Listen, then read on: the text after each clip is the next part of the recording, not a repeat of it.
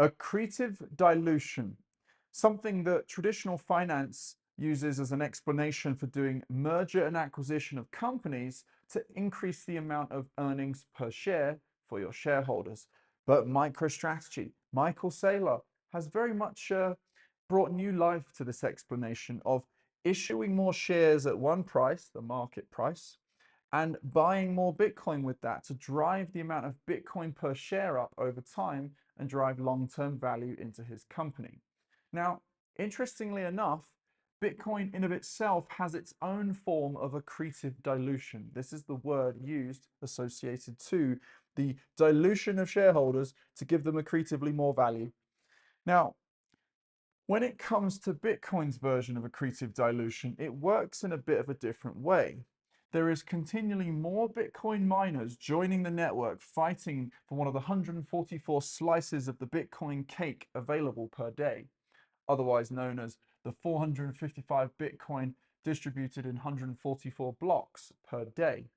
Now, when the price goes up, there's even more incentive for more miners to plug in online and capture this revenue, which increases it from about 144 a day to an even greater level.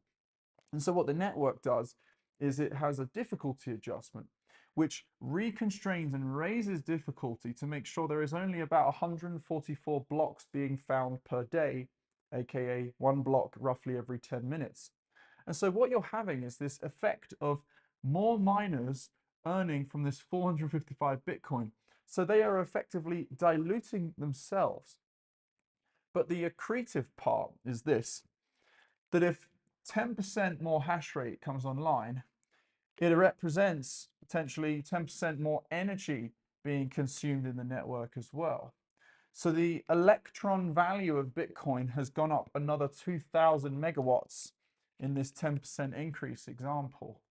So accretively, the Bitcoin has gained more value being repriced against more energy. The value mechanism of Bitcoin is its production cost and its exchange rate with electricity, because the exchange rate goes both ways. It's not just consume energy to produce Bitcoin, but potentially selling energy to buy Bitcoin.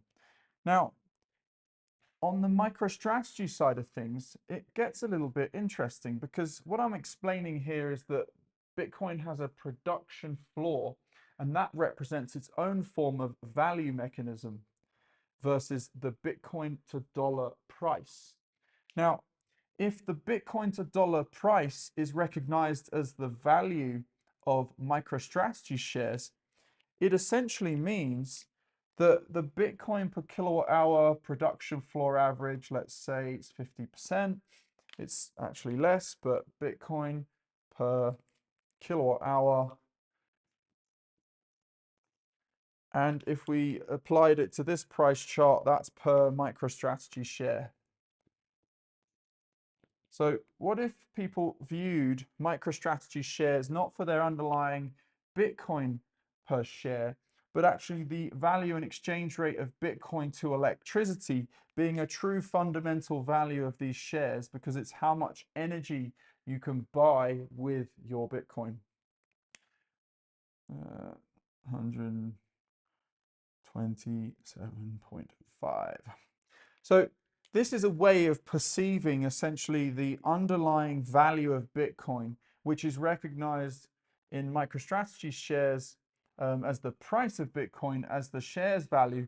I'm giving you another fundamental layer, which is essentially the energy value of these shares. Now, the reason why I would use this as a new perspective on looking at the sort of accretive dilution nature is that when the bull market takes off, if the production floor for Bitcoin is about 60,000 and the price is hovering 20,000, if the price was to double, production floor would still not be able to catch up. So it would be now 25%. So the way that people treat the difference between the share prices and Bitcoin per share and the gap between these two, if the price of the shares gets too high, essentially the shares are trading at a massive premium to their underlying Bitcoin value.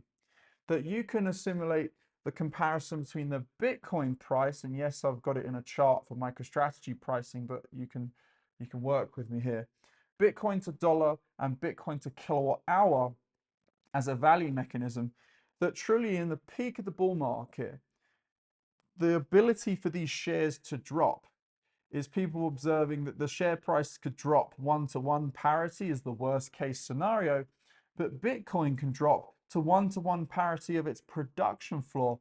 So potentially Bitcoin's production cost could be a true value metric underneath the price of Bitcoin, underneath the price of MicroStrategy shares.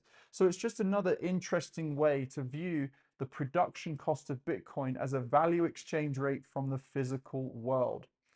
Because with finance being focused on finance, they can get a little bit disconnected from the reality of the world sometimes, aka 2008.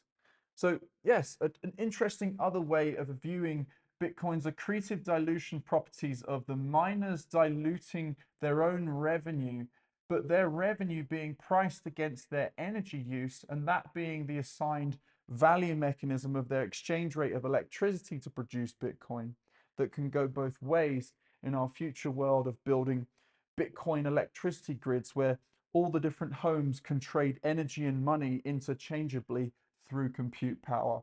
Thank you for listening. I hope you enjoyed this other perspective. There is obviously going to be multipliers that you can apply to these different levels and interesting ways to model out the long-term value of these companies, along with all the other Bitcoin treasury stocks that will come. See you next time. Goodbye.